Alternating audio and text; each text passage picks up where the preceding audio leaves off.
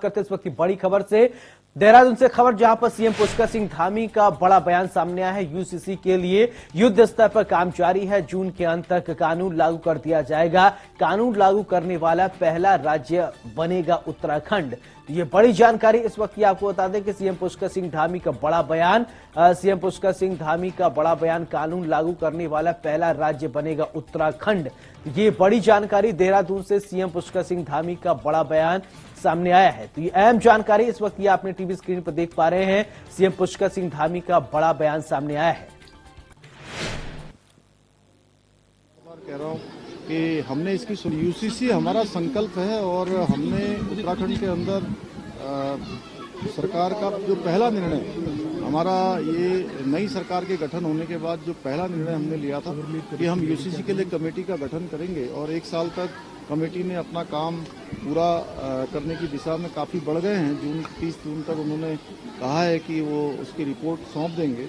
तो मैं ये कहना चाहता हूं कि ये यूसीसी का जो मॉडल है, ये मॉडल अपने आप में एक सभी के लिए आगे आने वाले समय में मॉडल बनेगा और उत्तराखंड हम इसको लागू करने की दिशा में आगे बढ़ेंगे। और मैं बार बार कह रहा हूं कि हमने इसकी शुरुआत की है। हम भारतवर्ष के अन्य राज्यों से भी सभी से अपेक्षा करेंगे कि सभी राज्य इस दिशा में आगे बढ़ें और समान नागरिक संहिता लागू करने के लिए दिशा के लिए कदम उठाएं। यूसीसी हमारा संकल्प है और हमने उत्तराखंड के अंदर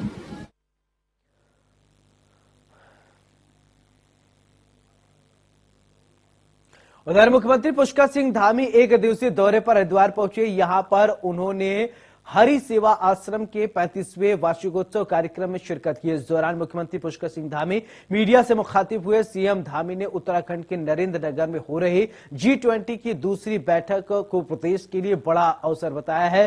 सीएम धामी ने हरिद्वार में बीजेपी की केंद्र और राज्य सरकार की उपलब्धियों का बखान किया। इस दौरान उन्होंने उन बयानों का भी जिक्र किया है जो कि प्रदेश में केंद्र सरकार की स्वीकृति से चल रही है। सीएम धामी हरिद्वार में एक कार्यक्रम में शिरकत करने आए थे।